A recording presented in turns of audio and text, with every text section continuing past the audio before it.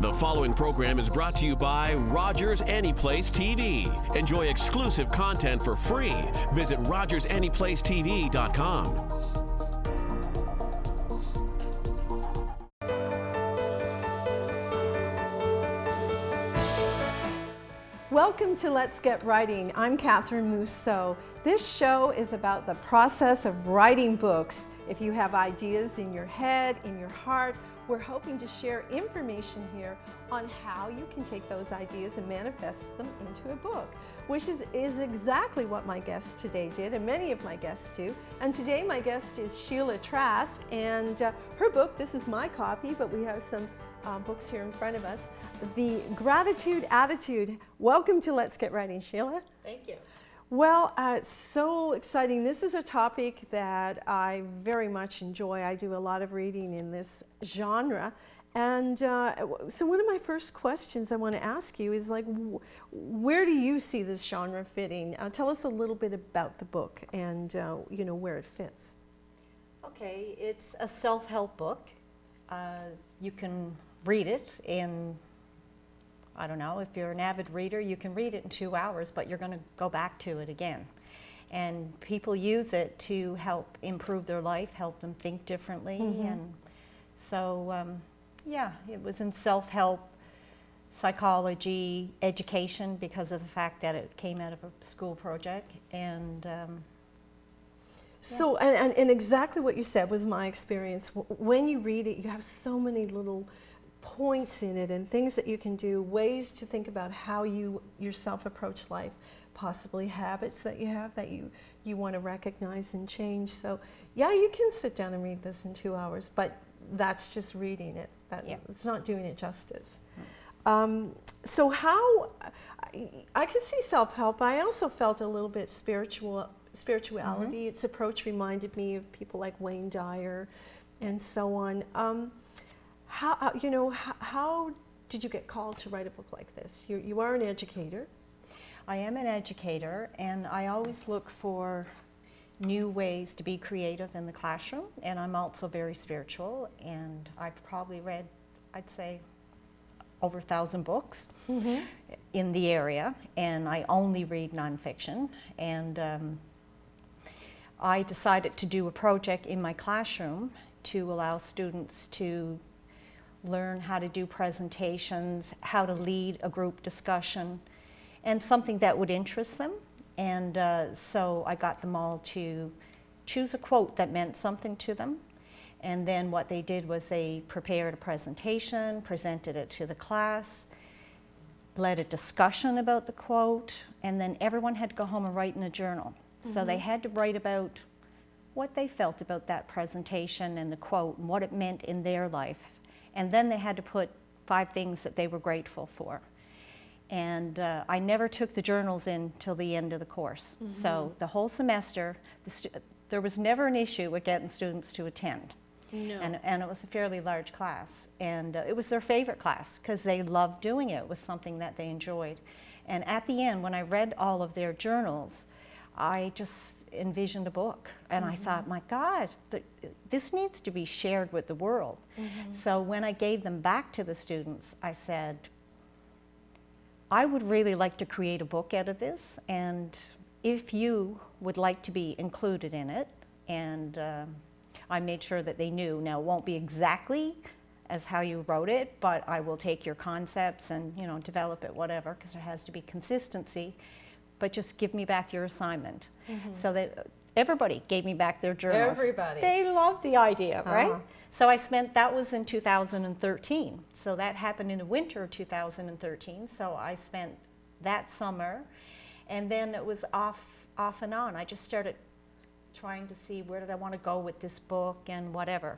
So originally the book was called Wildflowers because in the book I called the students Wildflowers. I loved that. I thought that was And brilliant. I actually changed the title because I was in a mastermind group that said, no one will know what your book is about. And I kept saying, but if you read the first part, and they said no. Oh my gosh. Oh, I just hold the thought, because what you're saying, a title of a book can be so important, because if you had left it as Wildflowers, although, you know, it was heartfelt to you, people growing flowers or, you know, Yes. botany would have been finding this Yeah. book and maybe not the right people. Absolutely. Mm-hmm. It was meant to be. And the thing about a book, what sells a book is its cover and its title. Mm-hmm. And I learned that in doing a course about books and promoting books. And so that was two things that was important to me. So I came back after I had went to the Matrix, and I started thinking about the book. Okay, what am I going to do? Because the book was basically done, but I had a few things left to tie up. And then I thought to myself, I'll start researching. You know what? The whole gratitude piece of that project took off because I did see how students were behaving differently as a result of the project. Like they were taking time to enjoy their day.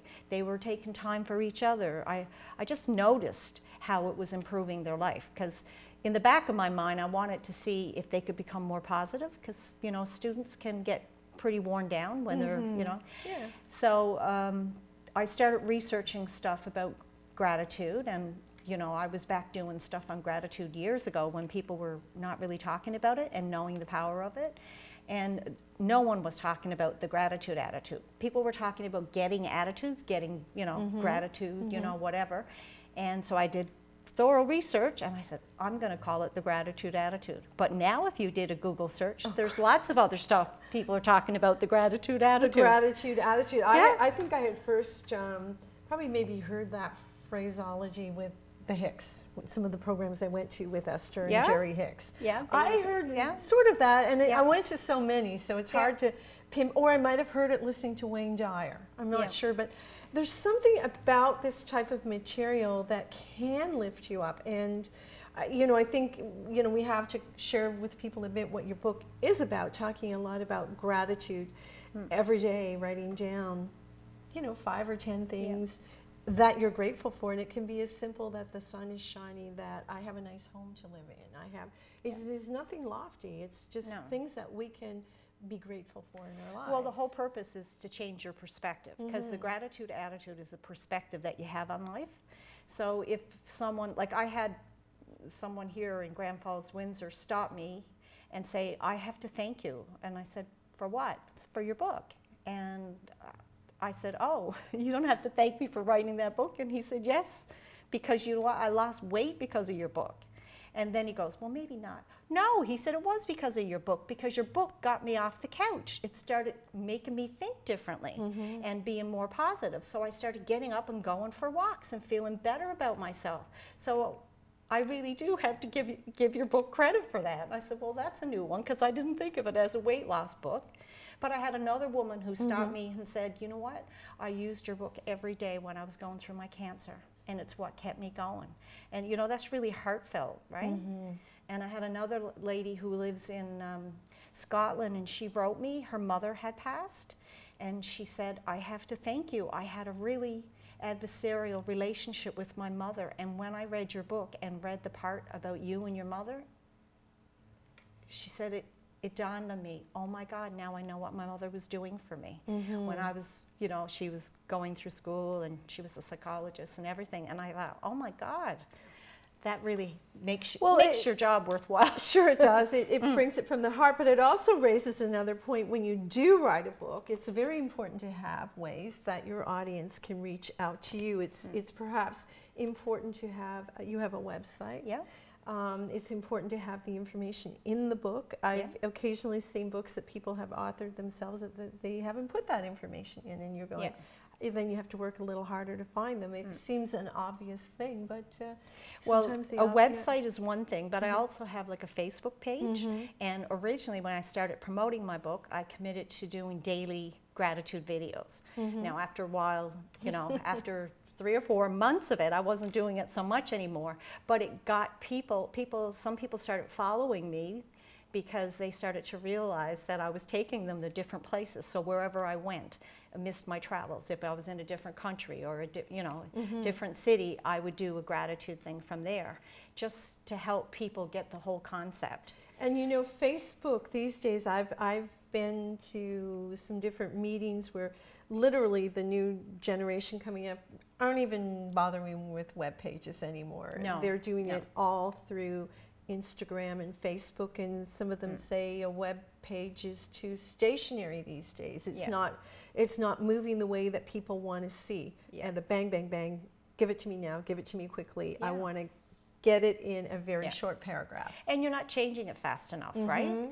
So the only reason that someone would have a web page now is so that when people want to check you out, they can go back and see a bit about you, and it's more stationary. But I would never say to anyone that you really need to go through the expense. But some of the bigger workshops that I've been at about marketing, that's some of the people who never had a web page were deciding to get a web page because of the fact that they're doing so much advertising on Facebook, but people had nowhere to go to check out to see if you're a legitimate person. Exactly. So you need to have it. Now my web page hasn't been updated in probably a year or two because I'm so busy. I do so many things.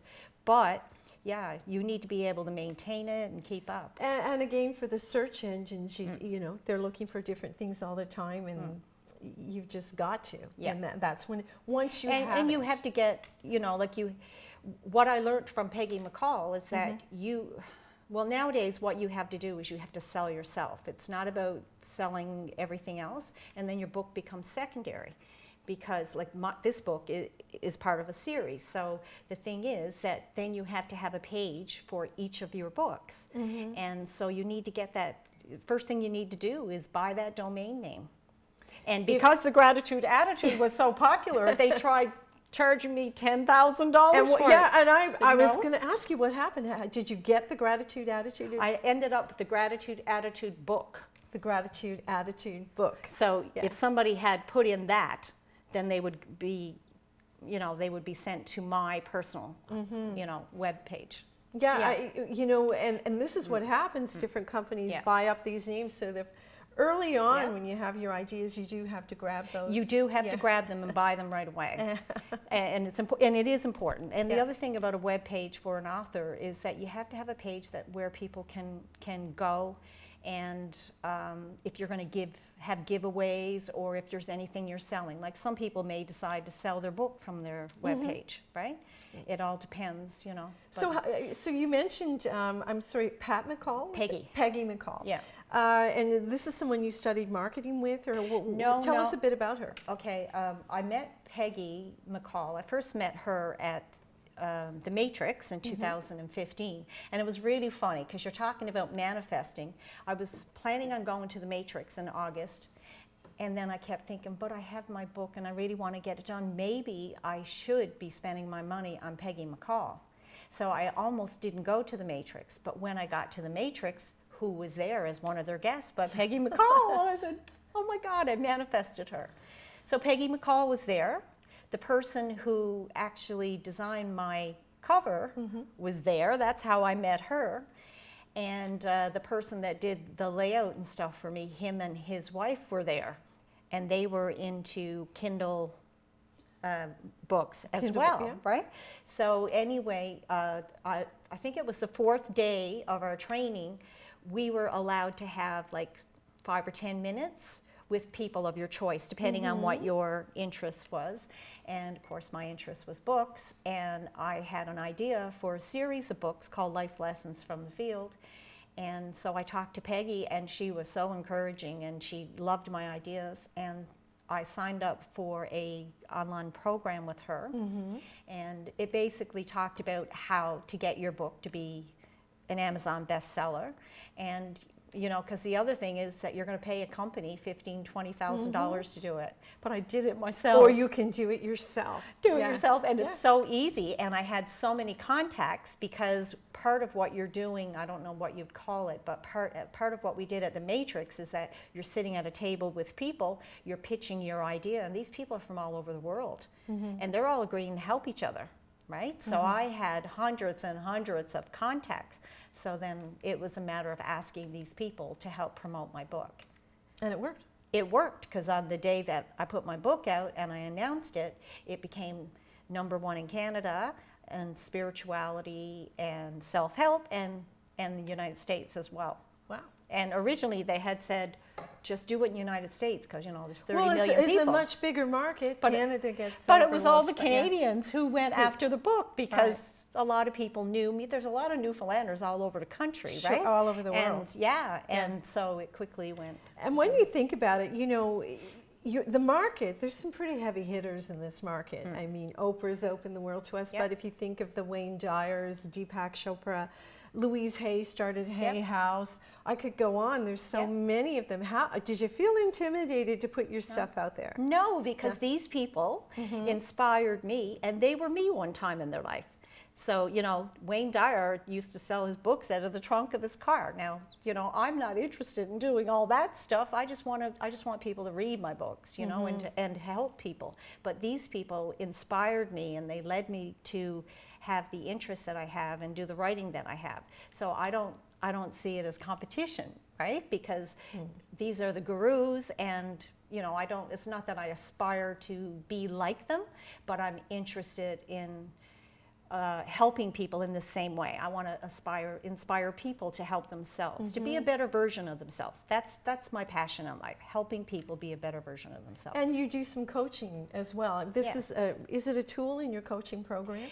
Yes. Well, I turned this into a program, and I call it the Gratitude Attitude Program, and it's a 12-week program where I go live online, and I kind of guide people through the book.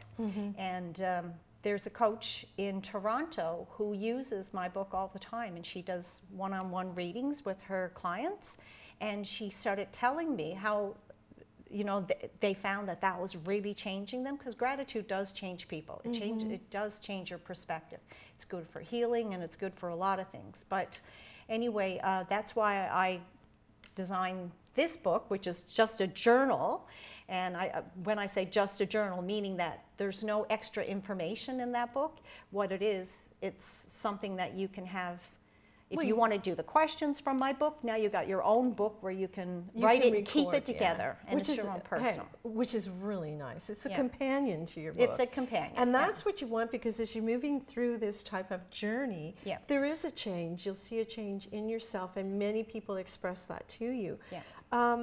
So we kind of know, I think, what's a bit unique about your book, that it's an evolvement for people.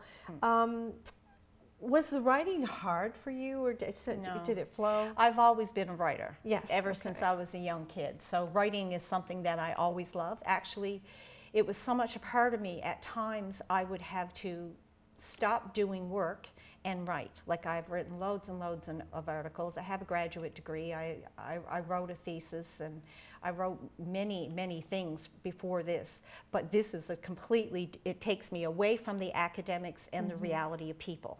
So if someone was to say to me, why didn't you become a psychologist or some practice? Because that's not my interest. I'm like Wayne Dyer when he says, well, if you think, you know, your issues are your mother's, bring your mother in and I'll talk to her and you tell me if it helps you. Well, that's what I'm like. I've changed a lot. I've evolved into a person who recognizes that people need to take responsibility for their life. And that's what empowers them. So that's where I'm kind of motivated to go. There's another good Newfoundlander who shares that philosophy, Jeremy Bennett. Jeremy Bennett. And actually, I think that's where one of the first places we connected. Yes. Jeremy had come to town, and that's exactly what. And I brought him here. You brought him here, And that's when I started the Positive Thinkers Club, and that was the first. All that time. And I mean, Jeremy, the same thing he'll say: take accountability.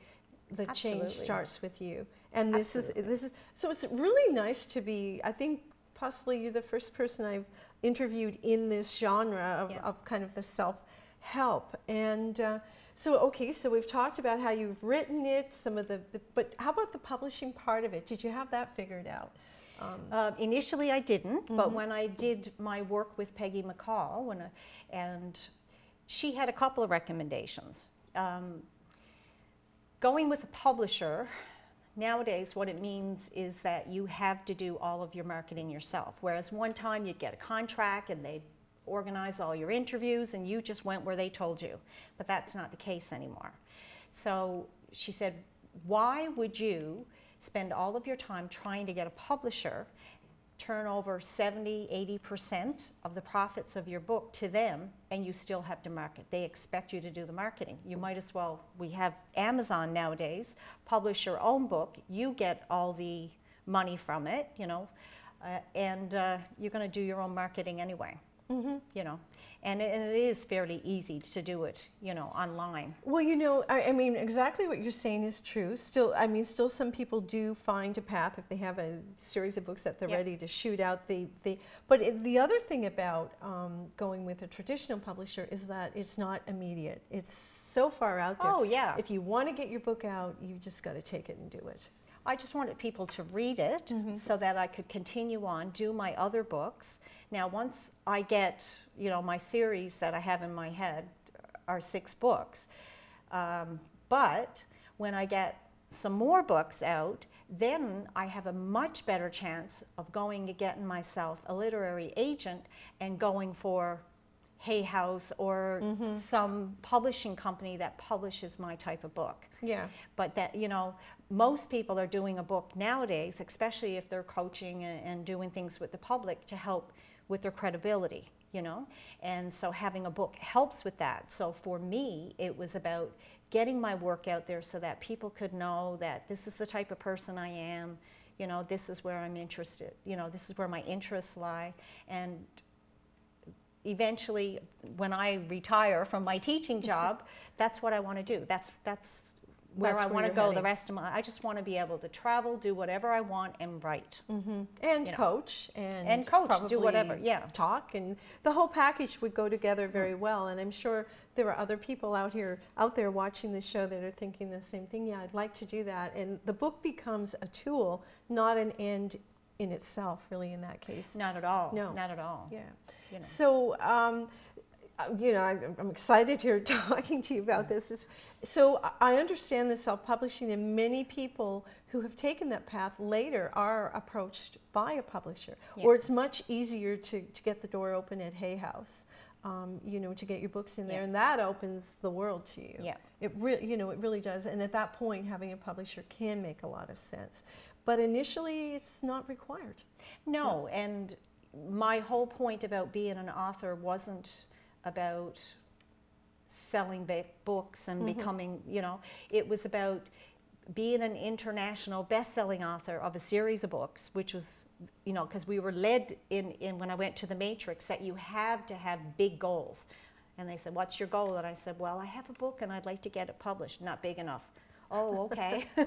So by the time I left there, I was going, my goal was to become an international best-selling author of a series of books. And I already had the series all worked out and everything. And so it was about being able to travel around the world, being able to help people, like I said, become a better version of themselves through my writing.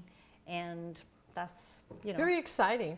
Let's get back to a little bit to the nuts and bolts again. Yep. Pricing, where did you go with that? What kind of thought processes? So the thing about pricing is that I priced my book to sell.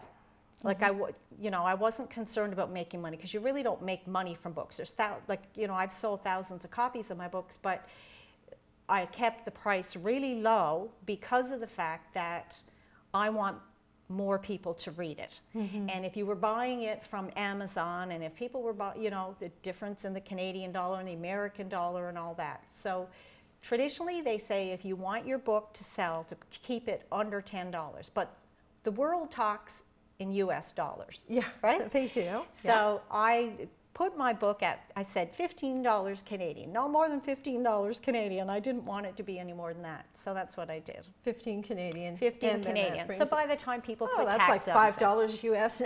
Yeah. Take a slur on our dollar, but no, it's not. And then I ordered a bunch of books, and I taught the Grand Falls